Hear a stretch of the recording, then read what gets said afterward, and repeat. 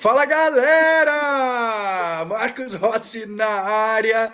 Tivemos aqui um pequeno probleminha de internet, mas nada que derrube a gente. Fala aí. Meu nome é Marcos Rossi, é um prazer gigantesco estar aqui hoje nesse bate-papo com vocês, com esses gigantes aqui, né? Roger, Rick Chester. É uma honra poder dividir esse tempo aí com eles e com vocês também. Para quem não me conhece, eu nasci sem os dois braços, nasci sem as duas pernas, no Brasil, assim, sem recursos nenhum, praticamente, né? E quando eu nasci, deram uma notícia que mudaria drasticamente o rumo da minha vida. Eles disseram que por conta dessa síndrome eu viveria somente 30 anos de idade, né? Então, acho que essa foi o prazo de validade que eles me deram. Imagina você viver com uma data limite ou já com uma sentença de morte. Como é que seria isso para você, né? Você ia crescer, você ia expandir, você ia aprender, estudar, ou você ia falar, deixa para lá, né? Vai acabar mesmo, por que eu vou crescer, por que eu vou estudar, namorar, ou enfim, trabalhar. Eu nunca deixei que essa limitação física me impedisse de sonhar, ou qualquer prazo de validade. Então, para vocês terem uma ideia, hoje eu sou um palestrante, um treinador internacional, escritor, assim como todos esses gigantes que estão aqui com a gente hoje. Eu sou pai, tenho 2 filhos, sou casado, sou surfista, sou skatista, sou mergulhador. Mergulhador não é pular na piscina não, tá, gente? É mergulhar no mar com um cilindro de ar comprimido. Sou DJ, na noite de São Paulo. Eu toco em escola de samba há 21 anos mesmo, sem ter nenhum dedo para segurar uma baqueta, porque eu acredito que a limitação é um conceito que está dentro da nossa cabeça e são decisões diárias, né? Eu não tenho nada, eu faço tudo. A maioria das pessoas tem tudo, infelizmente, não fazem nada, porque ser feliz é uma questão de decisão, e isso a gente faz todos os dias, micro decisões que mudam o nosso destino. Então, não são as nossas condições, são as nossas decisões. Mas eu já falei demais, então vamos passar a bola aí. Vamos que vamos, meu irmão Rick Chester, é contigo. Pega a visão. Lembra daquele neguinho que vinha em Copacabana? Pois esse cara sou eu. Sou apenas um cara que de tanto não desistir, acabou alcançando o resultado que eu alcancei. E uma honra imensa estar aqui trocando ideia com vocês nessa única ferramenta que nos possibilita fazer isso nesse momento complexo de pandemia. E mesmo assim, a Bienal já está de parabéns pelo simples fato de eu ousar fazer online, e eu sou honrado de estar aqui com todos esses nomes participando desse momento. Lembre-se disso, tá? Eu sou só um cara que não desistiu e o restante foi consequência disso. Então, 40 anos de idade, eu tinha uma caixa de isopor e água para vender na praia. Não sei qual é a sua idade agora, mas certamente você só pede para você. Se você desistir, você só pede para você. Ninguém, além de você, te dá algo. Desde que você saiba disso, esteja disposto a pagar o preço para que você estoure a sua própria bolha e vá para onde a maioria ainda não foi. Eu digo ainda porque até os 40 anos eu ainda não tinha ido. Então, nunca é tarde. Não tem essa de que se eu tenho 20, eu tenho mais tempo do que quem tem 40, porque se você tem 20 e não tem disposição, você não tem mais tempo. Não tem essa que eu tenho 40, eu não posso mais, porque se eu tenho 40, eu também não estou fazendo nada, meu tempo é menor. A diferença é quem quer, de fato, estourar suas bolhas, quem está fazendo por onde isso acontecer e o que fazer depois de estourar. Foi apenas o que eu fiz, buscando conhecimento, lendo primeiro e depois escrevendo. Isso me trouxe até aqui, inclusive me trouxe até a Bienal. Uma honra imensa, estou só fazendo uma apresentação inicial aqui, vou passar a bola nós toquemos os projetos, os trabalhos aqui dessa Bienal. Vamos que vamos. Certo? Fala, Roger. Ô, pessoal. Fala, galera. Vai lá, Roger. Meu nome é Roger Chedid, eu fui um multiatleta, fui campeão sul-americano de saltos ornamentais com 11 anos de idade, seleção paulista de futebol de salão com 10, sou faixa preta de 4 artes marciais, fui campeão sul-americano de defesa pessoal. E um belo dia eu sofri um acidente, eu trouxe os americanos para cá, onde eu tive o privilégio de poder treinar com um dos maiores lendas das artes marciais dos Estados Unidos, o mestre Bill Hilsack, que era amigo particular do Bruce Lee. E um belo dia, fazendo uma demonstração, sofri um acidente, fiz pouco caso desse acidente, para resumir um pouquinho a minha história, e continuei levando a vida como devia. Quando foi em 2005, meu pai foi hospitalizado com hepatite B, minha mãe foi hospitalizada 2 dias depois com diabetes. Um ano depois, em 2006, meu pai veio a falecer em setembro, um mês depois veio minha mãe a falecer. Em novembro eu fui diagnosticado com esclerose múltipla, entramos num batalhão de exames, acharam uma compressão na minha medula na altura da primeira vértebra, onde para os médicos eu não era para estar vivo, eu era para estar ou morto ou tetraplégico, mas eu estava lá firme e forte, porque a escolha é nossa de lutar ou desistir. Eu continuei lutando, e quando foi em 2012 eu já estava indo para a cadeira de rodas, eu não aguentava mais, e de 6 em 6 meses eu fazia a ressonância magnética do meu pescoço, da minha cabeça, para ver se realmente era esclerose múltipla. E um belo dia eu não aguentava mais, já estava indo para a cadeira de rodas. Eu fui no médico especialista em coluna, e esse médico foi o meu herói, virou o meu herói. Examinando minha ressonância magnética, ele descobriu que meu pescoço estava quebrado. Ou seja, eu fiquei 17 anos com o pescoço quebrado sem saber. Treinando, competindo, fazendo tudo que eu podia, tudo que eu tinha condições. E aí ele falou que eu ia ter que passar por uma cirurgia, porque a minha primeira vértebra estava solta, esmagando a minha medula, e eu ia ter que passar por uma cirurgia muito delicada, na qual a probabilidade de eu não voltar dessa cirurgia era muito grande, porque ele ia estar trabalhando em cima da zona de respiração. Aí eu realmente achava que não fosse voltar, porque eu tinha pedido, inclusive, para Deus, ou me leva ou me cura, e foi quando eu descobri. E aí eu pedi para ele 45 dias para poder fazer essa cirurgia, e vivi meus últimos 45 dias de vida. E hoje estou lançando meu livro, chamado Meus Últimos 45 Dias, onde eu conto como foram os meus últimos 45 dias e como eu vivo hoje. Afinal, meus últimos 45 dias foram os melhores dias da minha vida, e hoje a escolha foi minha de viver alegre, cabeça positiva e praticando amor. Essa é mais ou menos a minha história. Continuo fazendo o que eu gosto, não faço tudo o que eu quero, mas faço muito mais que muita gente que tem condições de fazer e não faz. Essa é mais ou menos a minha história. Patrick, volto para você aí. E é um prazer e um privilégio estar com todas essas feras na mesma sala. Bom, pessoal, eu tive um probleminha aqui na minha conexão, realmente aqui na região de Perdizes. Acabei perdendo ali a conexão. Agora estou aqui via celular no 4G. Espero que a gente consiga tocar a mesa um pouco mais adiante, porque realmente uma chuva caiu a força, enfim, mas vamos tocar, tenho certeza que vai dar tudo certo. Cada um já fez a sua apresentação, né? E eu acho que a gente pode propriamente entrando na temática, né?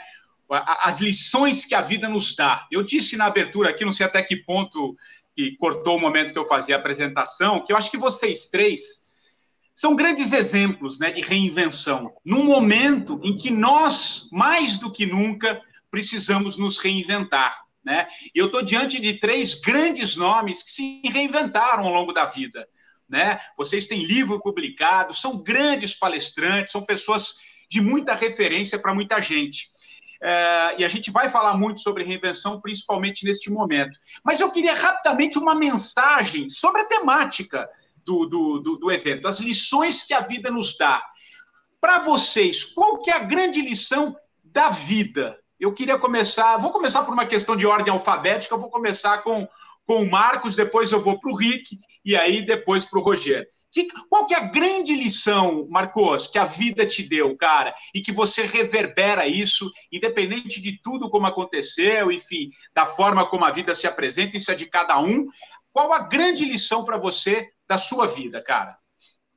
Eu acho que a maior lição de todas elas que eu aprendi é que muitas vezes acontece uma porrada de coisa na nossa vida e a gente não está esperando, né? A gente não entende num primeiro momento, né? E muita gente fica preso às nossas histórias, sabe? As pessoas falam assim, eu não consigo porque eu não tinha dinheiro, porque eu nasci pobre, ou porque eu fui abusado na infância, ou porque... A gente não está dizendo que as histórias não são verdadeiras, tá? Mas não é uma história que empodera você, né? A gente tem que aprender a mudar a nossa história. Quando a gente muda a nossa história, a gente muda a nossa vida. Então, quando eu sempre pergunto pra galera nas plateias e tudo, né? Por que você não conseguiu? Por que você não alcançou o sonho? Por que você desistiu? Né? As pessoas vêm com essa coisa, que não tinha dinheiro, não tinha tempo, não tinha pessoa para me ajudar, ninguém quis me ajudar, não tinha tecnologia, né? E nós somos a prova, inclusive você, meu irmão, agora que caiu com a internet, ou enfim, isso foi um mantra na minha vida, que a gente sempre fica focado nos recursos que estão faltando, né? Só que não é o recurso que está faltando. A maior mantra da minha vida foi aprender a utilizar os recursos que estão disponíveis à nossa volta e não os recursos que estão faltando. Então, o grande problema da sociedade não é a falta de recurso, de maneira nenhuma, mas sim saber utilizar os recursos que a gente tem do nosso lado. Eu não tinha recurso nenhum para alguém nas minhas condições. Eu fui atrás com o que eu tinha, eu fui estudar em escola que era normal, né, não escolas especiais, e aprender a escrever foi um grande desafio, é só um exemplo. Então colocavam, a professora pega vocês pela mão, não é? Quando aprende a escrever, e comigo, como é que a gente ia fazer esse negócio? A gente tinha que resolver com os recursos à nossa volta. Então minha mãe teve uma brilhante ideia, pegou durex, aquelas fitas adesivas, que a gente tem, prendeu o lápis ali no meu braço, e da mesma maneira, a professora segurava ali o meu bracinho para fazer os testes de coordenação motora, porque a sua coordenação motora está na sua cabeça. Tanta gente escreve, né, com a boca, com o pé, com whatever. Então, o que tiver ali à sua volta. Então, eu acho que a grande lição, quando você se pergunta assim, por que comigo? Eu quero que você entenda. A vida, ela está sempre acontecendo para você e não com você. A vida acontece sempre para você e não com você. Então, toda vez que você ficar, mas por que comigo? Não é com você. É para você. É uma bênção. Então, o que você tem que fazer nesse primeiro momento é se perguntar: o que eu posso fazer? O que eu posso aprender com isso que está acontecendo para poder levar a minha vida e das pessoas que eu amo para um próximo nível?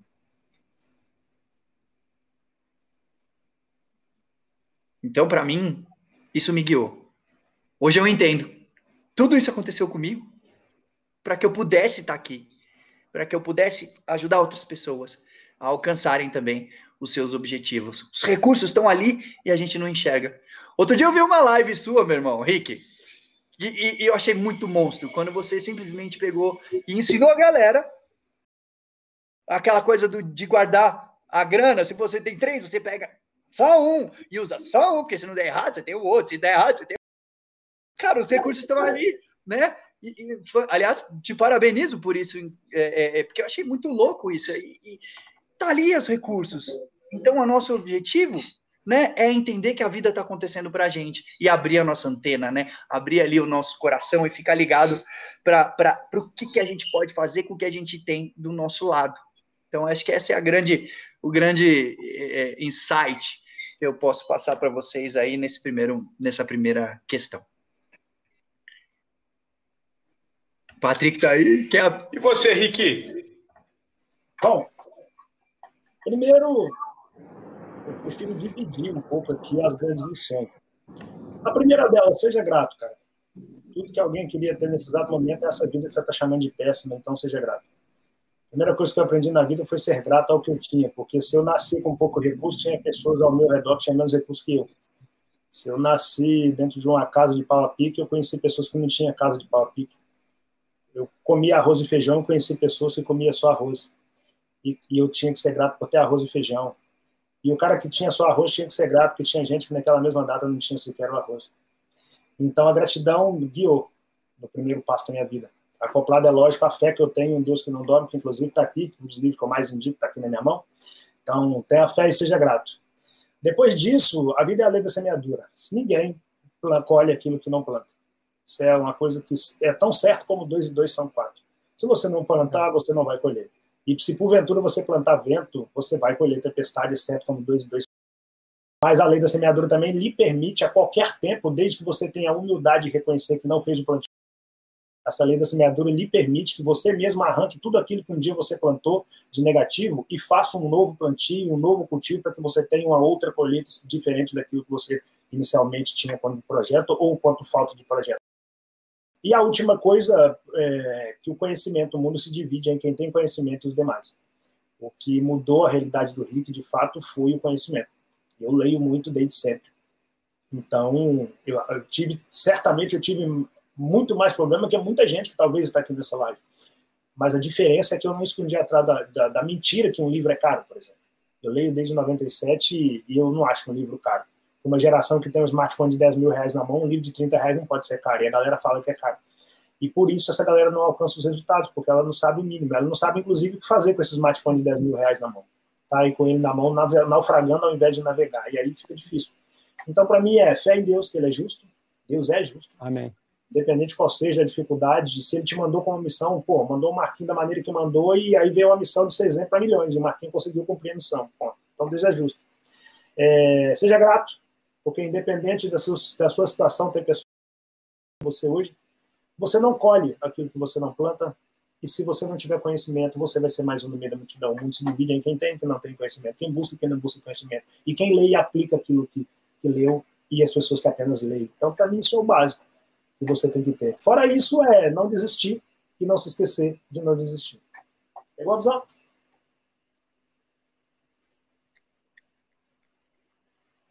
Bom, complementando com o que essas duas feras já falaram, eu, como lutador, eu posso dizer que são nas derrotas que a gente aprende nossas maiores lições. E, realmente, a gente tem que ser grato por tudo aquilo, mesmo porque Deus tem um propósito para tudo na nossa vida. Eu, quando eu sofri meu acidente, imagina, eu fui um atleta a minha vida inteira, nunca bebi, nunca fumei, nunca usei droga, sempre me cuidei. E, de repente, me vi nessa situação onde o meu corpo era o meu templo e, de repente, não podia fazer nada. E aí, um dia, eu perguntei para Deus, por que comigo? E aí eu fui entender que Deus não dá um fardo mal que a gente possa carregar. Eu não sei o tamanho do peso que você carrega, mas se Deus permitiu é porque Ele sabia que você era forte o suficiente para carregar. Hoje, eu me sinto um cara privilegiado e um cara muito amado por Deus, porque eu sei que o meu fardo é muito pesado, mas o tamanho do meu Deus é muito maior. Eu, desde pequeno, quis ser um exemplo, quis ser uma referência, e, na verdade, eu não era nada. Eu era um campeão, um garoto metido a besta, que adorava, de repente, aparecer, e hoje, sim, eu vejo que aquele exemplo que eu queria ser no passado, eu fui me tornar agora, depois, com todas as limitações que hoje eu tenho. Então, aí vai a minha mensagem para você. Eu não sei qual é o teu problema, mas não olha para ele, porque o problema não é o problema, é sim o que fazer com o problema. Mas olha para o tamanho do teu Deus, porque onde nossos braços não alcançam, aí entram os braços do papai. E ele, no pior momento da minha vida, quando eu perdi meu pai, perdi minha mãe no mês seguinte, e me vi assim, sem trabalho, porque eu perdi meu emprego, e não conseguia fazer nada, não conseguia mal andar, o vazio que eu tinha no coração, Deus preenchia. E aí eu fui perceber que eu tinha tudo ao meu redor, e, na verdade, eu não tinha nada.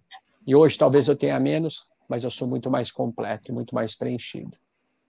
Aí vai a minha mensagem do que o meu acidente fez na minha vida. É interessante que, ouvindo os três, né, os relatos, de alguma maneira, tem sempre um fio condutor aí na resposta de vocês. E uma coisa me chama muita atenção, que é aquela frase que acho que muitos conhecem, né? Icônica, que é, não é o que a vida fez de você, né? O que você faz com o que a vida fez de você, e toca são três grandes exemplos, né? E assim, a gente não tem controle sobre as coisas que nos acontecem, mas a gente tem controle como a gente reage às coisas que nos acontecem, né? Eu acho que cabe muito isso. E aí eu queria trazer exatamente esse olhar de cada um e a vida de cada um para esse momento presente. O que eu quero dizer? A gente não tem controle sobre a pandemia. Ela apareceu, ela veio e mudou a vida de muitas pessoas ao redor do mundo, né? Não é um problema só nosso, ao redor do mundo, né? A gente não tem controle. mas a gente tem controle sobre como nós reagimos às coisas que nos acontecem a partir da pandemia. Tem aí uma reinvenção, né? Que aí eu acho que vocês podem, eu quero um olhar de cada um sobre isso, para esse momento que a gente está vivendo, que fala muito sobre reinvenção. Eu tive a oportunidade com o Rick, lá no 45 do primeiro tempo, a gente falou muito sobre isso, era o começo da pandemia, ele falou muito do trabalho social que ele vinha fazendo, né? E tenho certeza que é um papel fundamental, e quero ouvi-lo de novo depois de 4, 5 meses, eu acho que a gente bateu aquele papo. Mas o que eu quero do Marcos, do Roger e do Rick? Nesse processo de reinvenção, a gente não tem controle, mas a gente tem controle sobre como nós reagimos. Eu quero saber, a partir do exemplo de cada um, como vocês reagiram naquele momento em que tudo parece que desmoronou da noite para o dia, né? Como é que qual foi a primeira reação e que tipo de exemplo vocês podem compartilhar conosco, já que estamos falando de vida, as coisas que a vida nos coloca, né? A pandemia está aí, está presente. Então, eu queria saber um pouquinho da reação de cada um de vocês, como é que vocês reagiram e como é que vocês estão vendo esse momento. Eu vou começar, então, por essa mesma ordem. Vai primeiro o Marcos, depois o Rick e aí o Roger. Pode ser? Vamos que vamos, show de bola. Olha, as pessoas amam muito histórias que inspiram e tudo, mas no final das contas a galera quer saber como que eu faço. É o passo a passo. O que eu tenho que fazer? Né? Então, imagine vocês. Eu vou dizer uma coisa. Você está sendo conduzido, o seu destino ele está sendo determinado por 4 decisões que você está tomando na sua vida. 4 decisões. E a primeira delas é aonde está o meu foco. No que eu estou pensando a maioria do meu tempo? Você pensa mais nas coisas que você tem ou nas coisas que estão faltando? Isso é um padrão, tá, gente? Isso é um padrão. Por isso que eu estou fazendo essas perguntas. A maioria das pessoas está focada sempre no que está faltando e não naquilo que ela tem. Só que como o Rick e o Roger falaram aqui, eles falaram muito sobre gratidão, certo? Olha que interessante. Cientificamente é comprovado que o nosso cérebro, ele não consegue, tá, gente? Ele não consegue, porque ele não sabe o que é verdade ou não.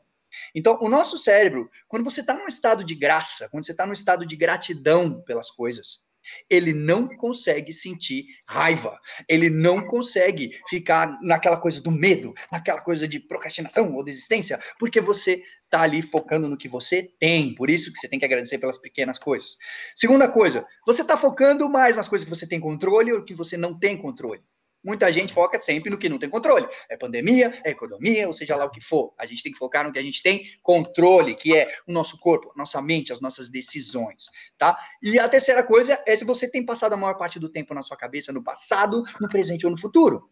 Isso, se for passado, te leva a uma depressão. Se for para o futuro, te leva para uma ansiedade. Seja lá qual for, a primeira decisão que está moldando o seu destino é onde está o seu foco na maior parte do tempo. A segunda decisão é qual é o significado que eu estou dando para esse foco. Olha que interessante, a gente tende a dar significados que fazem bem para quem? Para nós, de acordo com o nosso modelo de mundo, de acordo com as coisas que a gente aprendeu. Mas quantas vezes a gente foi injusto com alguém na vida? Porque alguém fez alguma coisa, você foi lá e... aquela pessoa fez aquilo para me magoar. Seu foco estava lá atrás, estava no que você não tem controle, e aí você deu um significado, né? Que para você fazia sentido. Aí você vê que a pessoa lá na frente fez aquilo só porque ela queria te proteger. Fez aquilo porque ela queria o seu bem, ou seja lá o que for, e aí você fica com aquela cara de sorrisinho amarelo, né? Mas foi o significado que você deu para aquilo. Então, muda o significado que você está dando para as coisas e você muda a sua vida. E a terceira decisão é qual é a ação que eu vou tomar em cima desse significado. Qual é a ação que você está tomando? Né? Você foi chutado, terminou o relacionamento, divórcio, sei lá o quê. Aí você está focando naquilo do passado, você não tem controle, ó dias, ó céus, ó azar. E o significado que você dá é, homem não presta, ou mulher não presta, seja lá o significado que você dá. Qual é a ação que você toma? Eu não quero me envolver com ninguém, nunca mais. Não é assim? Então, olha só, é a ação que você está tomando em cima do significado que você está dando para as coisas na sua vida. E a quarta decisão é quem eu vou decidir ser daqui para frente. E você pediu um exemplo prático, eu vou dizer para você, lembra da sentença de morte? 30 anos de vida. Só que com 15 anos de idade, disseram para mim, eu sofria de uma doença de coluna muito forte, escoliose, e falaram, Marcos, se você não operar, é óbito, porque vai entortava 10 graus por mês naquela época. Então, você vai ter que fazer uma cirurgia. Só que se vocês optarem pela cirurgia, tem 90% de chance de óbito. 90%, pessoal. Beleza, 10% é melhor que nada, graças a Deus estou aqui podendo falar com vocês, mas quando eu acordei da cirurgia, eu não conseguia mais me mexer, eu não conseguia mover meu tronco, porque eles colocaram uma barra na minha coluna para não entortar mais. E aí, pessoal, Olha só, aí eu provo para você essas 4 decisões. Eu sempre fiz tudo que eu amava antes. Não podia fazer mais nada, brincar com meus amigos, ou porque eu não tinha jogo corporal nenhum. Então, qual é o meu foco? Eu decidi focar no que eu tenho. É o meu corpo, é o que eu tenho agora, é o tanto que eu consigo me mexer. Qual o significado que eu dei? Eu não sempre fiz tudo que eu amava e que me deixava com a energia lá em cima. Eu vou decidir que deve existir outras coisas que me deixam nessa mesma situação. Então, esse foi o significado que eu dei. Qual é a ação que eu tomei? Comecei, então, a praticar novos hobbies. Surfar, andar de skate, DJ, mergulhador. Todas essas coisas vieram depois da cirurgia. Depois, onde eu tinha tudo para viver numa cama, olhando para cima, ó dias, ó céus, ó azar. E a última decisão, quem você vai decidir ser depois de tudo isso. Então, eu entendi que nada disso tinha sido por acaso. E eu decidi que dali para frente, eu ia ser a minha melhor versão. A minha melhor versão para mim e para as pessoas que eu amo. E aí eu entendi a minha missão nesse mundo e comecei a minha jornada há 13 anos atrás para inspirar pessoas a alcançarem também os sonhos delas. Que legal. Que legal, muito, muito bom te ouvir. Ô Rick, e você, cara? Eu queria muito que você falasse um pouquinho desse momento, das suas mudanças, né? A gente conversou, como eu disse na introdução aqui da pergunta, há uns 3, 4 meses, você já estava num processo de viver muito intensamente, ajudar a comunidade de onde você veio, é muito legal, né? A gente vê de onde a gente saiu, né? E fazer todo esse movimento, então tem muito aprendizado. Eu queria as suas considerações e como é que você se reinventa nesse processo, nesse momento pandêmico que nós estamos vivendo. Vai lá, Ricky. Patrick, por incrível que pareça, no meu caso não mudou muita coisa. Mudou a maneira de fazer a mesma coisa que eu já vinha fazendo, porque eu sempre fui um cara que me preocupou muito com prevenção para que isso evitasse que eu tivesse que preocupar com medicamento. E eu penso que o brasileiro erra muito nisso. Né? O brasileiro, ele, quando está na bonança, ele só comemora e ele não pensa que pode mudar e que pode vir uma situação adversa, que ele tem que estar pronto para aquela situação adversa. Ele comemora o resultado bom como se ele fosse eterno, como se fosse um contrato vitalício para você ter um ótimo resultado. E como eu nasci na dificuldade, eu sou filho da dificuldade, a dificuldade me apresentou a superação me apresentou a venda e a venda salvou minha vida. Quando você nasce na dificuldade, você sempre trabalha com a possibilidade de dar errado. E isso, que a princípio poderia ser talvez um pensamento negativo, passou a ser para mim um mantra. E se der errado, o que eu faço? Então, eu sempre comecei a imaginar antes a possibilidade de dar errado, e com o tempo eu descobri que dar errado é parte do processo. Não tem negócio que dá certo 100%. Existe uma cota do negócio que vai sim dar errado, e o que vai diferenciar quem consegue tocar quando der errado e quem vai ficar para trás é a sua capacidade de solucionar problemas. E aí eu comecei a pensar nos problemas antes que eles surgissem. A minha vida sempre foi assim. Então, por que eu estou falando isso? Porque quando veio a pandemia, a pergunta que ficaria... Eu vou dar um exemplo do Rick para não ter que pensar como que o brasileiro está tocando a vida lá do outro lado. O Rick sempre teve esse raciocínio. Vamos pensar... Se der errado, o que eu faço? Então tá, o Rick vinha fazendo 30 palestras no mês, 7 palestras por semana. Era assim minha agenda. De repente pintou uma pandemia. E agora, Rick, como que fica? O Rick vinha ganhando centenas de milhares de reais por mês. De repente pinta uma pandemia, ó, lockdown parou tudo, não tem evento, etc. E aí, entre o lockdown e voltar a galera imaginar a fazer palestras online, isso foi mais ou menos uns 2 meses. Que a galera, a princípio, todo mundo meteu o pé no freio e falou, não, vamos esperar para ver o que dá. Uns 2 meses depois, 2 meses e meio, 3 meses depois, foi que começaram, a galera, não, vamos fazer online, começou a pintar os online. Então, vamos imaginar, o Rick vinha ganhando algumas centenas de milhares de reais por mês, o Rick vinha fazendo 7 palestras presenciais por mês, e de repente isso tudo parou. E agora, Rick, o que você vai fazer? A pergunta correta é essa? Não. A pergunta é, Rick, como você vinha conduzindo a sua vida até aqui? Porque como você vinha conduzindo a sua vida até aqui, vai dizer muito de como você consegue suportar esse momento até que ele passe. Ou que você consiga suportar esse momento até que você entenda o momento e se reinvente no momento, sentindo menos do que quem não se preparou. E aí eu, particularmente, eu sempre fui craque, desde a época dos barracos de pau lá na favela, eu sempre fui craque de pegar tudo que chega à minha mão e dividir por 3. Então, se eu ganhava 10 reais, eu só pegava 3 reais e gastava 3 reais. Estou falando gastava aqui de forma esporádica, tá? De 10 reais o meu salário era só 3. E por que só 3? Porque se amanhã chovesse e depois da manhã eu tivesse que visitar minha mãe que caiu da escada e machucou a coluna e eu não pudesse beber água, eu tinha que ter dinheiro para comer amanhã e depois da manhã. Então é onde entrava os 3 reais da manhã e os 3 reais depois da manhã.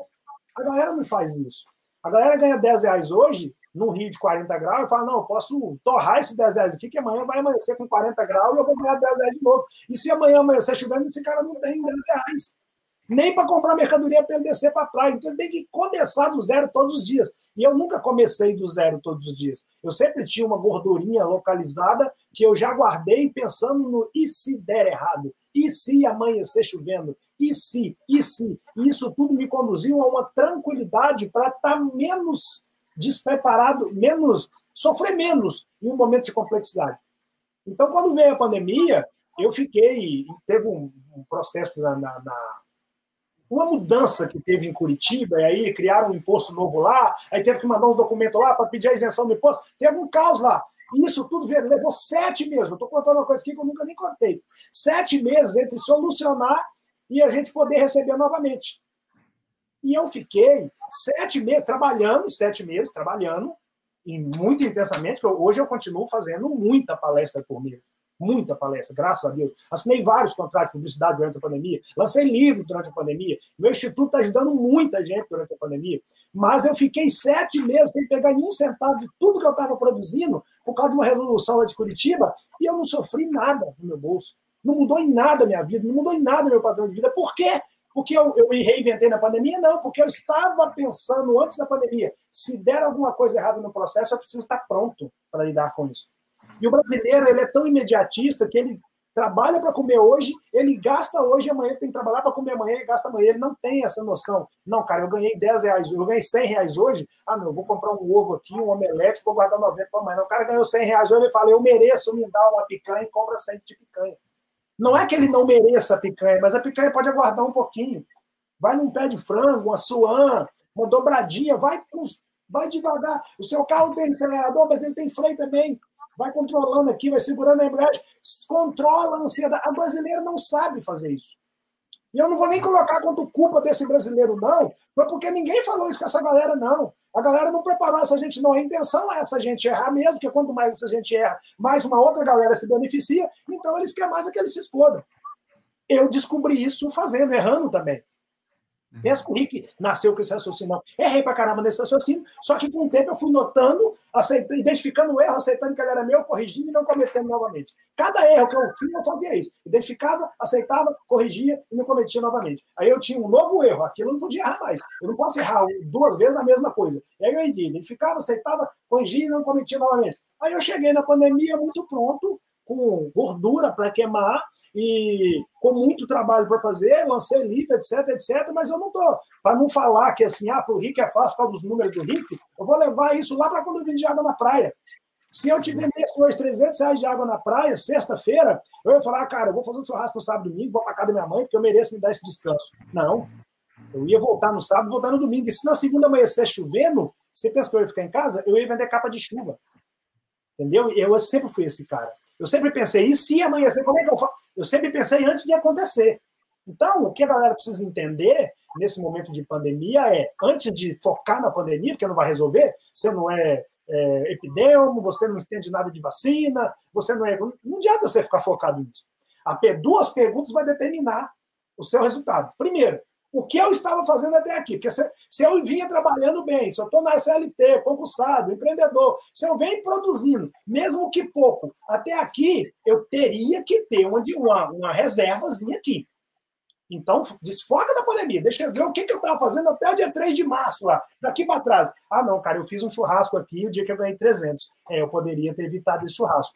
Eu fui para casa da minha mãe aqui, cheguei lá, eu comprei 3 embradados de cerveja, inventei de comprar um uísque sei quantos anos, e também paguei o táxi para trazer fulano, chamei Beltrano não tinha dinheiro, eu falei que eu bancava, eu chamei, eu fiz um festão para todo mundo. Eu poderia ter evitado aquela festa.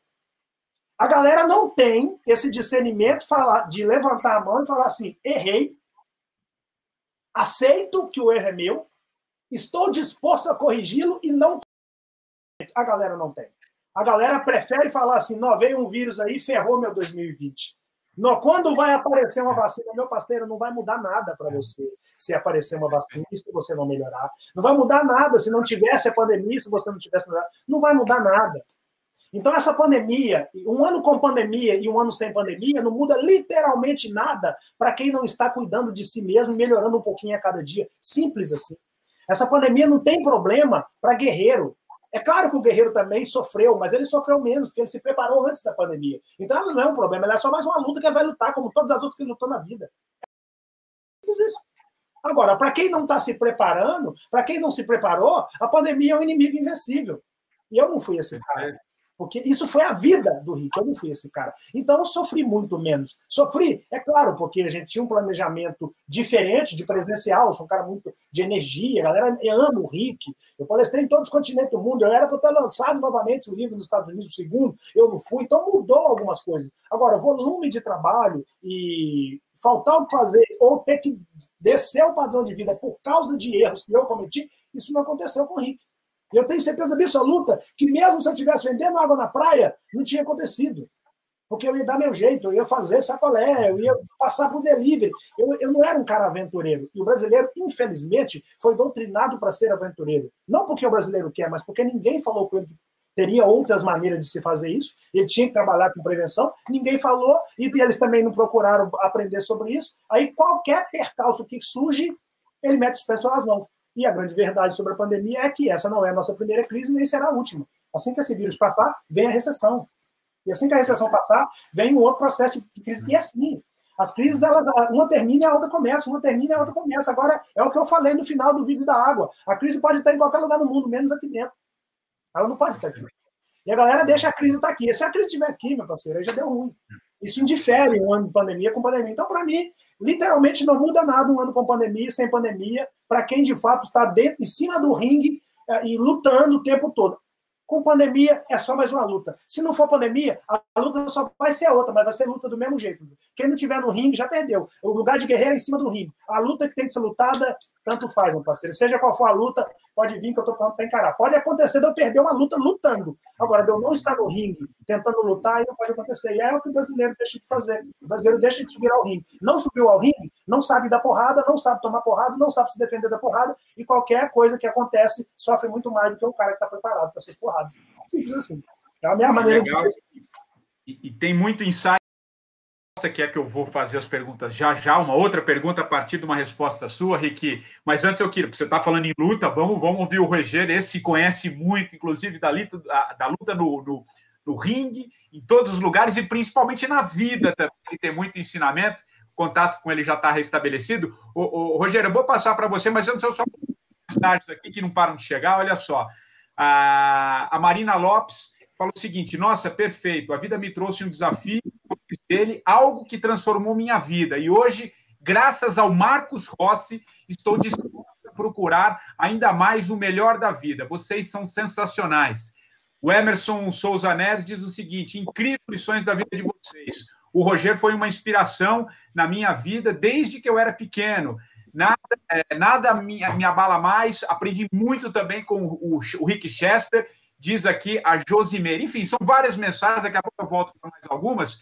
Mas agora quero te ouvir, Roger. E você, cara? Como é que você está vendo esse momento de pandemia? Como é que é o seu processo de reinvenção, que já vem ao longo da sua vida e também nesse momento de pandemia? Porque o teu exemplo, a tua história também inspira muita gente. Vai lá. Na verdade, assim, para mim, a pandemia caiu que nem uma luva. Vou explicar o porquê. Porque eu peguei, assim, meio que no final do meu processo de transformação já, antes da pandemia. Como disse o Rick, eu concordo plenamente com ele, o pior perdedor é aquele que não quer lutar. Isso em tudo na vida. Relacionamento, você vê pessoas que entram num casamento, se der certo, Deus, se não, eu te separo. Já vai dar errado.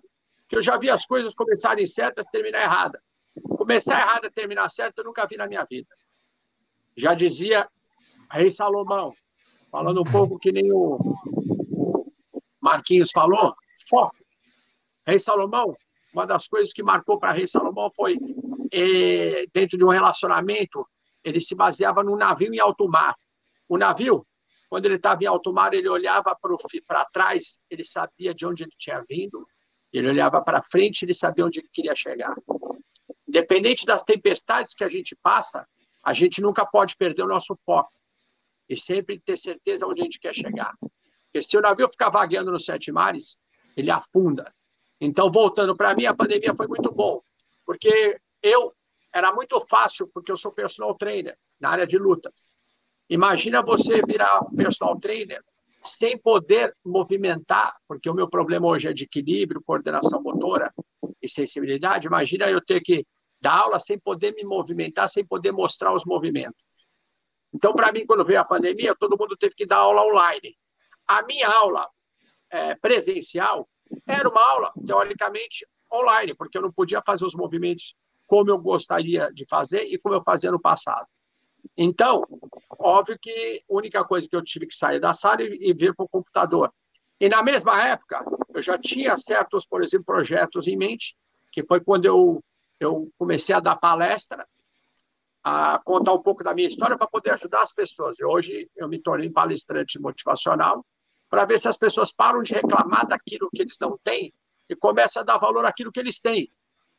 Porque imagina você na vida sem ter que buscar nada, sem ter que conquistar nada. Como eu tenho uma coisa, inclusive, no meu livro que eu falo, que a maior parte dos milionários são infelizes, porque eles não têm o que buscar na vida, o que lutar. Então, eles são a gente que tem que lutar o tempo todo. Todas as nossas conquistas se tornam muito maiores do que aqueles que têm muito e acabam lutando pouco. Bom, enfim, e no começo da pandemia, inclusive, foi quando eu conheci a trilha educacional e resolvi que estava na hora de lançar meu livro, que é o livro dos 45 dias, porque, teoricamente, todo mundo está passando hoje pelo que eu passei nos meus últimos 45 dias. Teve gente que não teve nem 45 dias para poder passar e acabou, infelizmente, nos deixando. Mas eu acho que nessa pandemia uma coisa que nós aprendemos muito, primeiro, foi se aproximar mais de Deus, porque tem horas que não adianta você ter dinheiro, não adianta você ter um monte de coisa, carro, avião, se você não tem aeroporto, e muitas coisas a gente precisa de Deus. E outra coisa que aconteceu muito foi que as pessoas começaram a se aproximar mais das outras e uma a ajudar mais a outra. Então, eu acho que é o que eu falei no começo, são nessas horas que a gente aprende nossas maiores lições. Eu acho que todo mundo saiu ganhando muito nessa pandemia e aprendeu muito. Então, esse é o que eu acho. Agora, o que a gente não pode é ficar sentado no nosso conhecimento e, sim, colocar para fora nossos projetos, nossos focos e lutar por aquilo que a gente quer.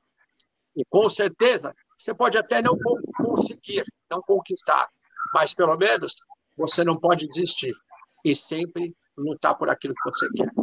E, no final da história, você sempre vai ser um vencedor, porque algo de bom você sempre vai aprender. E é interessante, mais uma vez, uma resposta que conecta muito a fala de vocês, né? Que eu acho que vai ao encontro do que a mesa propõe, né? Por isso essa audiência gigantesca aqui que a gente vem tendo. O Marcos falou que nada é por acaso, né? E eu concordo plenamente. Acho que nada nos acontece à toa. Tudo tem um motivo para nos ensinar e dar direcionamentos. Então, eu queria, a partir um pouco da história de cada um de vocês, um olhar que eu acho muito interessante. Eu estava prestando atenção na resposta do Rick, também me veio aqui um insight na hora. O Rick falou muito da característica do brasileiro, né? De alguma maneira, parece que a gente está sempre esperando alguma coisa e não vai lá e não toma ação. E o brasileiro é um cara muito criativo, né? Mas assim, o que eu percebo, e aí eu queria ouvir todos vocês, é o seguinte: a gente vive muito, parece que a gente está sempre esperando algo do governo. O Rick falou, a vacina, claro que é importante ter a vacina, mas não dá para ficar esperando a vacina o tempo inteiro como se isso fosse mudar completamente as coisas, né? Cada um tem que fazer o seu papel, né? Tomar a sua atitude e levar adiante os seus projetos dentro da história de cada um, né? Então, o que eu queria perguntar para vocês, começando com o Marcos? O que você acha, Marcos? E dá uma dica, qual o caminho que a gente tomar? Por que a gente está sempre esperando o governo resolver? Sabe, aquela coisa, tem que fazer isso, porque o governo é isso. A gente passa o dia inteiro. Eu sou jornalista, né, a minha vida é jornalista, então eu fico muito ali no Twitter, vendo redes sociais, repercussão. É uma reclamação o tempo inteiro, está sempre fora. Está sempre fora. Fora o tempo inteiro. A gente não olha nunca para a gente. A gente fala eu vou dizer aqui aleatoriamente vários. A gente fala que parece que o problema do mundo é do Lula, é do Bolsonaro, é do Dória, é do prefeito, é do meu pai, da minha mãe, do meu tio. né? Parece que está sempre fora e nunca dentro da gente, né? A gente tem um pouco essa característica. Então, eu queria um olhar seu sobre isso, de um pouco menos de vitimismo, e você tem uma história muito ligada, né, à superação nesse aspecto. Por que você acha que acontece? E que a chavinha, cara? Como é que a gente vira essa chavinha? Vamos adiante. Eu queria muito ouvir vocês, muito na linha da história de cada um de vocês, e vocês são empreendedores, né? Eu acho que cada vez mais o mundo pede empreendedores. Então, eu queria me estender um pouquinho na minha pergunta, mas é para contextualizar um pouco, porque eu acho que vocês têm muito o que dizer nessa área. Com certeza, meu irmão. Eu acho que, de novo, tá de encontro com a gente não usar os recursos que a gente tem, então a gente está focando aí no governo, na política, e eu diria, eu sempre falo para os meus alunos, né, que a gente tem que criar a nossa própria economia. A gente tem que criar a nossa própria realidade e não esperar pelo que está em volta ou aos outros fazerem coisas para você. Você ficar sentado lá só olhando para cima esperando acontecer não vai te levar a lugar nenhum. Então, crie a sua própria economia. Mas como assim, cara? Eu perdi o emprego, eu fui demitida, não tenho o que fazer. Eu vou dar um exemplo para vocês que estão aqui. Eu tenho uma aluna minha, eu sei porque é minha aluna, né? E o hobby dela, tá? Ou seja, coisas que a gente gosta de fazer, porque a gente gosta de fazer, né? Porque deixa a gente num estado positivo, enfim. E o hobby dessa aluna é fazer comidinhas saudáveis para a família, para os amigos, tá? Então, esse é o hobby dela e ela adora. E não tem nada a ver com a função principal dela. Só que o que acontece no isolamento, na pandemia, ela perdeu o emprego dela, perdeu e não tinha a possibilidade de home office ou de ficar no digital para essa atividade que ela fazia. E aí ela, sinceramente, perdeu o rumo, perdeu o chão, e lembra que a gente falou das decisões, né? Então o foco dela acabou ficando lá atrás, porque ela não tinha controle, ela estava ali triste e tal. E aí, num bate-papo com ela, eu quebrei esse padrão, né? Porque o foco dela estava tão ali naquilo, eu falei, escuta, e aí, como é que estão aquelas comidinhas? Você tem feito bastante as comidinhas caseiras aí pra galera e tal? Ela, Marcos, eu não consegui nem pensar, sabe? Eu não sei o que fazer, eu tô muito triste, eu não tenho mais renda, não tenho, né? Eu tô desesperada. E eu virei e falei para ela assim, você já parou para pensar? Talvez, em fazer comidinhas saudáveis aí pra galera do seu condomínio, por exemplo, seus vizinhos, quem tá ali do seu lado, só pra gente encurtar a história. Hoje, ela está bombando e ela descobriu o propósito dela. Então, a gente tem esse poder de criar a nossa própria economia. Então, pensa numa coisa que você gosta de fazer. Uma coisa que você gosta de fazer, que às vezes não depende de dinheiro ou de ninguém, às vezes pode estar aí um recurso à sua volta para te iluminar, para você poder seguir. E pode ser, por que não, o seu propósito. Porque ter meta é lindo, é bonito e tudo mais, mas quando você tem meta com propósito, a coisa faz total sentido. Ah, não, eu quero R$1 milhão em tanto tempo. É legal, você quer? Bacana, é uma meta? É. Agora, eu quero R$1 milhão, porque eu quero ajudar 3.000 famílias na minha comunidade. Percebeu a diferença? Propósito. Essa é a diferença. Porque por mais que você consiga alimentar 3.000 famílias, o Rick sabe bem mais do que eu até sobre isso, o que é preciso para fazer, para alimentar tudo isso de gente? E a política envolvida em tudo isso? E às vezes um vai lá e não se compromete, e uma criança daquela não come. Vai vir todo mundo para cima de você, com pedras na mão, para atirar em você. A minha pergunta para você é, o que vai fazer você continuar? Acordar todo dia, sair da cama cedo, propósito. Então, crie a sua economia, busque o seu propósito, use os recursos disponíveis à sua volta e, pelo amor de Deus, reclamar não vai te levar a lugar nenhum. Para de reclamar. Você sabe por que as pessoas reclamam? As pessoas reclamam porque todos nós, seres humanos, eu, você, Rick, todo mundo, a gente é movido a atender 6 necessidades humanas o tempo inteiro. Eu não vou entrar em cada uma delas aqui, mas só para você entender, a única diferença entre eu, o Rick, o Roger, e você, e todo mundo que você conhece na sua vida, a única diferença entre nós é a ordem que a gente prioriza essas necessidades. E a gente sempre está tentando atender essas 6. Uma delas, e aí vem o reclamão de plantão, a pessoa que reclama demais, ela tem a necessidade de conexão em primeiro lugar. Então, a única diferença é que, às vezes, eu tenho conexão em terceiro, o Rick pode ter em primeiro, e você pode ter em quarto, mas o reclamão de plantão, a necessidade de conexão está em primeiro. Por quê? Ele quer aquele afago, ele quer aquela coisa, carinho, aquela coisa toda. Só que aí ele vai lá reclamar, esperando o tal do afago e a conexão, e o que acontece? A outra pessoa vai lá e reclama mais do que ele.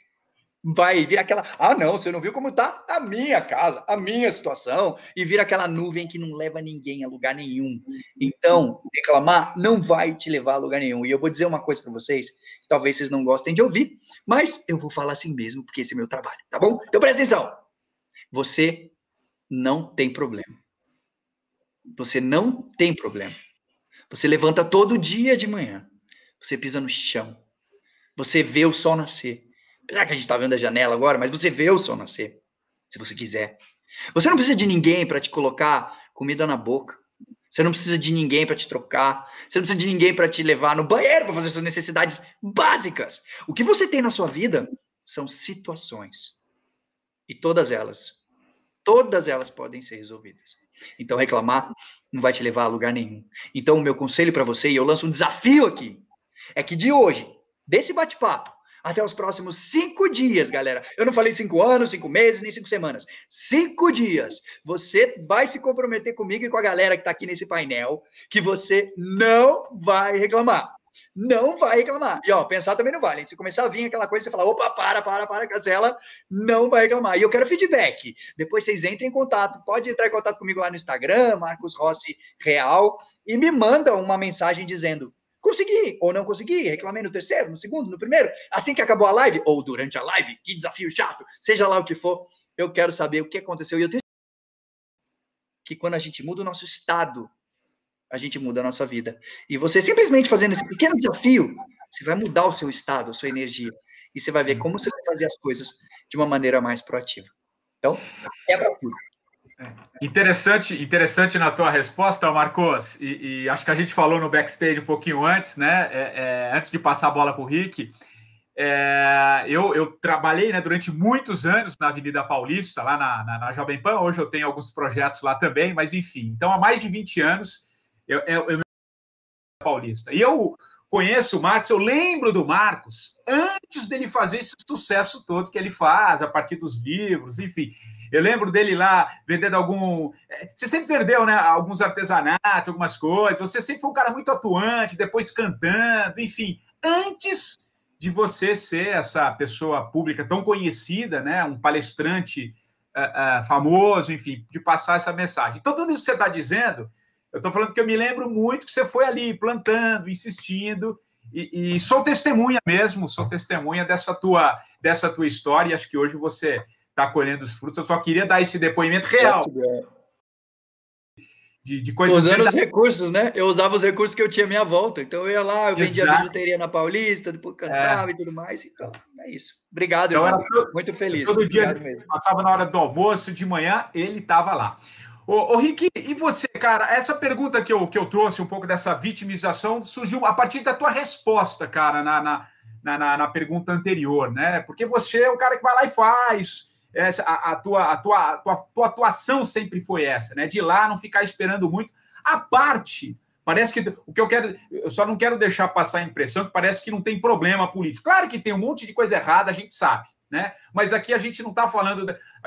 O debate aqui não é sobre questões políticas, é sobre as nossas relações. Que tem coisa errada, tem gente fazendo bobeira para todos os lados, e não é desse governo, como todos os últimos governos. Mas vamos trazer um pouco para as ações nossas, né? Você é um cara muito atuante, você espera as coisas acontecerem, vai lá, você foi na comunidade, enfim, você tem uma atuação. Em que momento isso é fundamental, né? Que mensagem você passa nesse sentido, a partir de toda a tua história, de não ficar esperando, cara, e a partir da sua história, tenho certeza que pode influenciar muita gente, como você já influencia, não só pela tua história, pelos teus livros também. Vai lá, Rick. Cara, eu penso que não por acaso o brasileiro reclama tanto, né? Às vezes as pessoas não percebem que existe um projeto para que nós não ousemos algumas coisas. E aí, quando você nasce, as pessoas te dão um pires, sabe? Porque essas pessoas também são filhas desses projetos. E você passa a vida inteira com pires na mão. Você passa a vida inteira necessitando ganhar alguma coisa de alguém para sorrir. Ao invés de você lutar para ter aquelas coisas, você vira escravo das coisas que você ganha. E a minha família sempre foi contra tudo isso.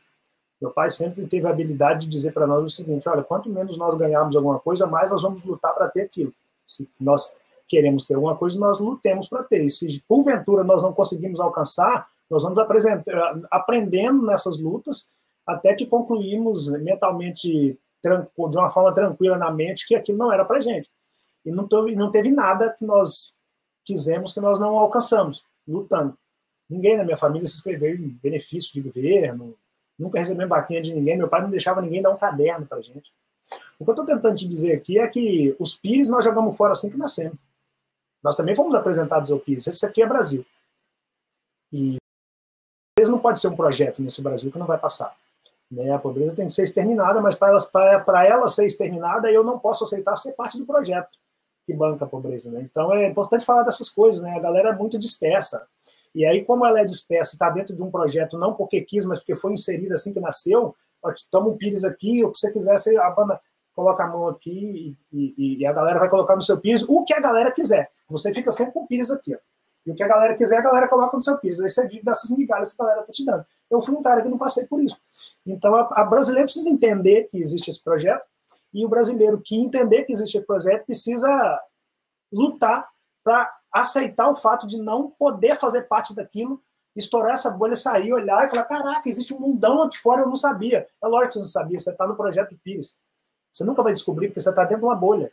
E se você não estourar você vai olhar para fora, você vai tomar um susto. O dia que você soltar o Pires, ele quebrar, e você olhar e falar: caraca, mano, olha o tamanho desse planeta aqui fora. A galera está presa, porque a galera é contente em estar com o Pires na mão. Eu vejo algumas pessoas pedir ou falar de algumas coisas que eu chego a falar: cara, como nós podemos, em 2020, estar ouvindo isso acontecer? Chega a ser absurda, de tão hilária, de tão inaceitável, que aí para algumas pessoas aquilo é comum, né? Então nós não podemos estar em 2020, na era da nanotecnologia, com pessoas andando com pires na mão, suplicando isso ou aquilo, tendo total condição de ter isso ou aquilo saindo do suor do seu próprio rosto. Eu fui esse cara. Então, tanto que nos meus projetos, eu não aceito que, sei lá, se o Patrick resolver: Rick, eu quero doar 10 cestas básicas para o seu projeto, para ajudar lá. Eu falo: não, Patrick, obrigado. Meu projeto é o meu projeto, então eu faço do suor do meu rosto, dando a minha parcela do meu recurso, porque se um dia o Rick não tiver mais, eu não vou falar assim: Patrick, aquela cesta lá, posso contar com ela? Não. Eu sei o meu exato tamanho, vou até onde meu braço alcança, com determinada quantidade de famílias, não tenho intenção nenhuma de ter o maior projeto do país, nada disso. Eu só quero dar minha parcela de contribuição onde meu braço alcança, fazendo o mínimo que todo mundo poderia estar fazendo, o mínimo. E a galera não está fazendo o mínimo. Então, e o que eu estou tentando fazer de mínimo além de dar uma cesta básica como urgência, quando necessário for, não deixar de levar um livro. Porque essa galera, presa pelo estômago, está vivendo com uma outra forma de conhecimento que ninguém está matando nessa galera. E já é uma estratégia. Dá a cesta básica, porque se der livro, esses caras aprendem a comprar a cesta básica. E aí deu ruim nosso projeto. Pegou a visão? Então a galera não percebe essas coisas. Então eu até dou a cesta básica, mas eu preciso falar do conhecimento, eu preciso falar de educação financeira, eu preciso falar de negócio, empreendedorismo, eu preciso falar dessas coisas. Como é que nós estamos vivendo em 2020 uma escola onde não se fala de empreendedorismo? Como é que nós estamos vivendo em 2020 uma escola num país onde ainda não se ensina sobre educação financeira lá na base? É sério que essa galera vai achar que está formando alguém para a vida? E eu fui vítima dessa mesma escola. Eu falo vítima porque é vítima. Nós somos vítimas, porque o projeto vem traçadinho. E eu preciso, inclusive, isentar os professores, porque o professor é engessado. Ele fala: você tem que ensinar isso aqui, e se você ousar ensinar isso aqui que não está no projeto, você é exonerado. Então o professor tem que ser isento desse projeto. Mas existe um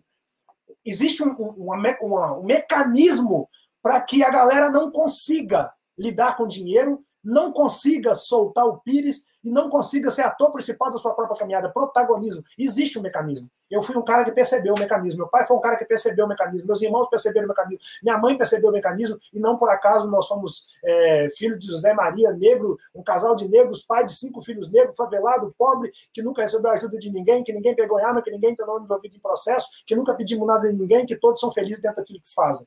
E que hoje tem um filho que palestrou em Harvard, por exemplo.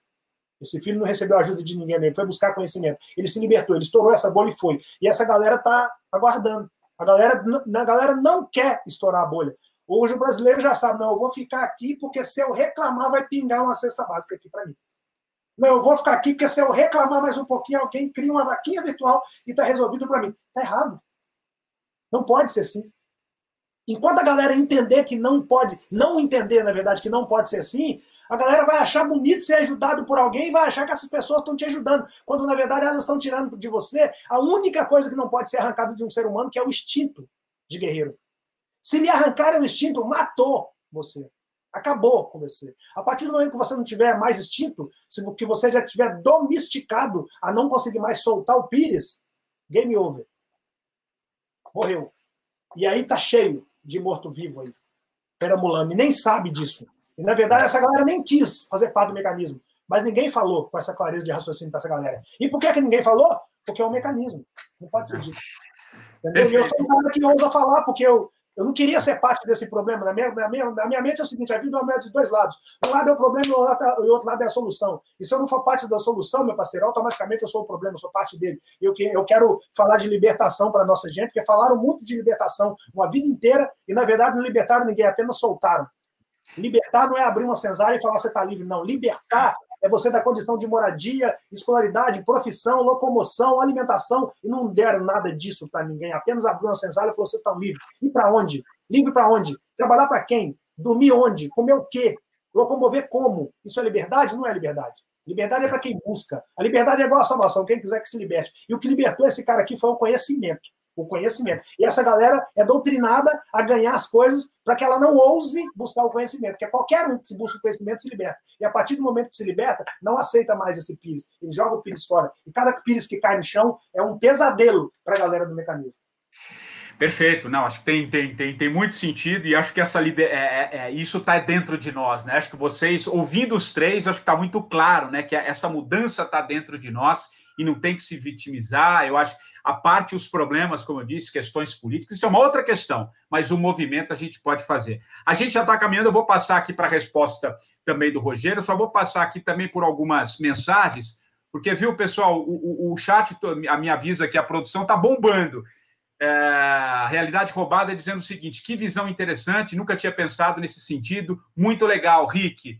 A Maria Clara Aguiar, caraca, quanto ensinamento maravilhoso.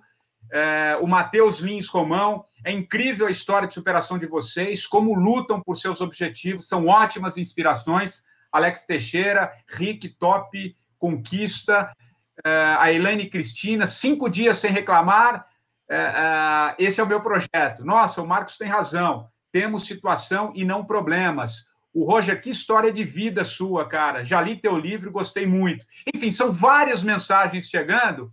O Roger, a gente já está caminhando aqui para o fim. Eu vou ouvir a tua resposta agora, né? O que é? A questão da vitimização, e você eu conheço até um pouquinho mais a fundo. A gente teve recentemente, né, no evento lá da Flipossos, também um evento literário, a gente participou de um painel. Você é um cara que tem muita... Fica esperando, como a gente acabou de ouvir o Rick aqui, o Marco, né? Você faz um movimento, se reinventou, né? Você deixa essas questões, você falou dos valores materiais, como se isso te tirasse alguma coisa, né? A gente tem um longo caminho a seguir, desde que a gente faça esse movimento, tenha essa vontade. Então, queria ouvir você nessa tua resposta, para depois a gente caminhar aí já para o finalzinho aqui das considerações finais, e aí sim falar dos livros, cada um aí com seus livros e também os contatos. Vai lá, Rogério. Bom, o que eu acho? Normalmente é muito fácil você jogar a culpa nos outros, né? E é muito covarde, né? Eu acho que é o momento, eu acho que para você se tornar uma pessoa melhor, a primeira coisa que tem que fazer é parar de ver o erro dos outros e começar a olhar para dentro de você. E ver aonde você tem que melhorar para se tornar uma pessoa melhor. Você vê, por exemplo, briga de casais, normalmente eles brigam e saem um acusando o outro, mas eles não param para olhar dentro deles, para ver onde eu tenho que melhorar, onde eu errei, porque muitas vezes um erro depende do outro, é consequência do outro. Para toda ação existe uma reação. E você vê, o ser humano ele tem o dom de ser acomodado, né? Ele não quer lutar. E eu, como lutador, volto a repetir. Cara, senta no tatame, Você pode perder, mas você tem que dar o teu melhor, você tem que lutar, independente de onde você esteja. É na tua profissão, é no teu relacionamento, é dentro da tua casa, cara. Dá o teu melhor. Entra na empresa, faz aquilo que você puder para fazer a empresa levantar. Você pode não ser aceito, você pode ser acusado, julgado. Isso, a vida vai fazer com que a gente aconteça. O que você não pode é desistir. O pior perdedor é aquele que não quer lutar. O maior cego é aquele que não quer enxergar. Olha só, é o que eu sempre falo para as pessoas. Motivo para me atirar daqui de cima, eu tenho. É fácil. Eu arrumar uma desculpa para fazer as coisas que eu não devo. Agora, é muito mais difícil você levantar a cabeça e passar por mais um obstáculo, lutar por aquilo que você deve lutar. E é por isso, por exemplo, que eu lancei o meu livro. Meu livro dos últimos 45 dias tem 45 lições para que as pessoas, por exemplo, que leem, é um livro que você vai ler, vai ter 45 lições de vida para você aprender. E o que eu queria é justamente poder ajudar as pessoas a parar de reclamar e lutar por aquilo que você tem que lutar, para você conseguir conquistar os seus ideais. Porque muitas vezes, cara, o dinheiro não vai te trazer felicidade, porque você herdou e você nunca conquistou. Não tem coisa mais gostosa. Olha só o Rick, a conquista dele. Olha o Marcos, que exemplo que ele é, sem perna, sem braço. É o que eu falo. A gente, mesmo tendo nossas limitações, nós somos mais normais do que muita gente normal, que faz muito menos que a gente. Ou seja, eles são muito mais deficientes que nós, que temos, de repente, hoje um problema físico e que não podemos fazer muito do que aqueles que podem e não fazem. Então, está na hora de você olhar para dentro de você e ver, cara, onde eu tenho que mudar. Levanta a cabeça, luta, luta, luta. É isso que Deus espera de nós. Se Deus permitiu que você passasse pelo que você está passando, tinha uma razão, entendeu? E se Ele permitiu que você passasse por isso, é porque Ele sabia que você tinha condições de chegar no final e vencer essa batalha. Então, lute, nunca desista. É a única coisa que eu posso falar para aqueles que estão passando, porque problema todos nós temos e nós vamos sempre ter. Então, resolve o teu problema agora, porque atrás de um vem outro. O que a gente não pode é deixar acumular os problemas. Perfeito, Rogério. E aqui a produção já me diz, aqui faltam 3 minutinhos, então... Rogério, você acabou de falar do teu livro, né? Os últimos 45 dias. Agora... Muito legal. Tem aqui na própria Bienal, né? Na venda virtual aqui do festival. É legal você falar dele. E estou sabendo também, muito rapidamente, Rogério, por conta do tempo aqui, estou sabendo que vem um documentário, quer dizer, documentário não, um filme que vai contar a tua vida, cara, dirigido por grandes nomes. Eu não sei o que você pode adiantar aí, mas dá uma palhinha, assim. Eu sei que você me falou ontem meio assim, ó, cuidado para não falar muito e tal, mas acho que você pode dar uma palhazinha em 1 minuto, vai. Poder de síntese. Então, essa é a última novidade que eu fiquei sabendo ontem, que eles permitiram que eu soltasse. Em 2022 vão estar lançando um filme contando um pouco da minha história, e tem uma parte do filme que vai ser filmado em Cancún. Esse é o que eu posso passar para vocês. Então não percam nos últimos 45 dias. Muito obrigado, um beijo a todos vocês pela oportunidade. Foi um privilégio estar com todos vocês e aprender um pouco a história de vocês. E olha que interessante, eu já vou passar para o Rick e para o Marco. O 45 também é um número aqui do meu podcast, do meu livro. Deixa eu fazer também a propaganda do meu livro aqui, o 45 do Primeiro Tempo, o que o sabático me ensinou sobre propósito de vida e carreira.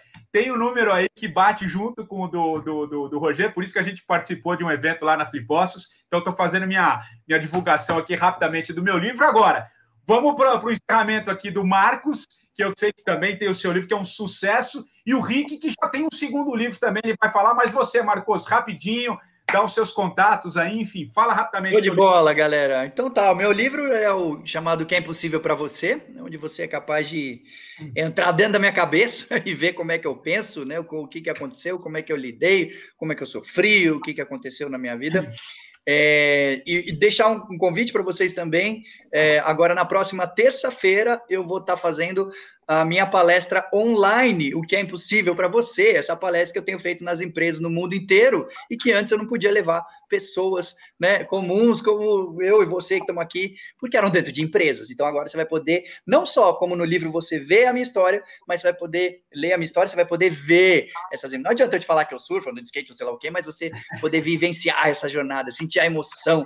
Então tá aí, na semana que vem, no dia 15, 8 horas da noite. Como é que você faz? Vai no meu Instagram, Marcos Rossi Real, vai no link da bio e você faz a sua inscrição, mas corre, porque já tá acabando, hein? Vai lá, Rick, você, cara, fala aí do seu último livro, né? A gente falou lá na entrevista, mas eu acho que vale você mencionar o que ele trata agora. Vai lá, pra gente encerrar aqui. Bom, galera, bem provável, há 2 anos atrás eu era você que está aí do outro lado assistindo a live, ouvindo alguns atores contar a sua história de superação. E hoje eu estou do lado de cá contando a minha história, o que eu espero que na próxima Bienal eu esteja do lado de cá esperando a sua história de superação com o seu livro na mão. E eu acreditei nisso, porque estão aqui meus 2 livros que venderam 200 mil cópias de livro em um país onde o povo não lê. E certamente os links vão estar disponíveis aí. Eu vou falar pouco nos meus livros, porque eu penso que o que nós falamos aqui vai conduzir vocês a querer conhecer um pouquinho. Então você clica e pega lá uma sinopse e se achar que deve, compra um livro. Não somente o meu, mas o Roger, do Marcos, e imagine e tenha para você a seguinte informação. Não é aceitável em 2020 você ter um smartphone de 10 mil reais numa mão e nessa mesma casa não ter um livro de 30 reais. Então, corrija isso dentro de você e descubra o conhecimento. Depois o conhecimento te guia por onde você quer chegar. Honra imensa participar dessa Bienal, tá? Parabéns aos organizadores, parabéns aos demais pares que participaram. Patrick, você dispensa comentário, como sempre comigo. Adoro Roger, adoro Marquinho. Obrigado a Eliane, que está aí fazendo toda a tradução para a galera que não tem a possibilidade de estar aqui nos ouvindo, mas que está aí seguindo os passos da Eliane. Obrigado, belíssimo. E a galera do backstage, a galera do bastidor, sejam os brilharam. Tá? E a você que está aí do outro lado, obrigado. Vocês estarem aqui é que faz, de fato, a Bienal acontecer. Busquem conhecimento, tá? Leiam. Nada vai lhe custar não, tá?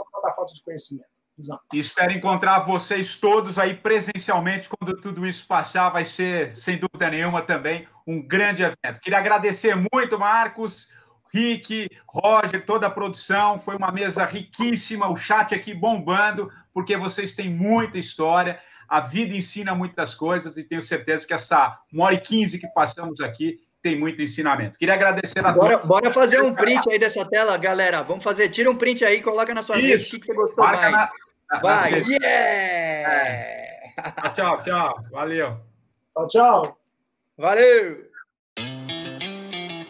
Sabe por que uma BIC é diferente da outra? Porque todo mundo escreve de um jeito diferente. Eu tenho a letra pequena e eu gosto de anotar tudo nos mínimos detalhes.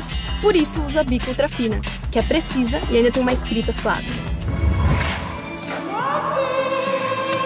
Eu que escrevo muito, prefiro a BIC Dura Mais, que acompanha meu ritmo.